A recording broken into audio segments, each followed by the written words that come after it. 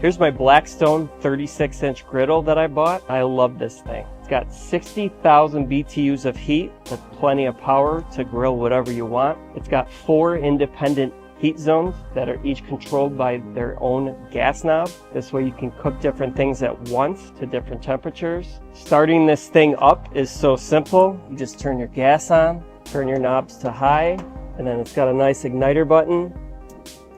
Lights right up. No matches, no lighters, easy. You got plenty of storage on the side shelves here. Both shelves will fold down, makes it convenient for storing it.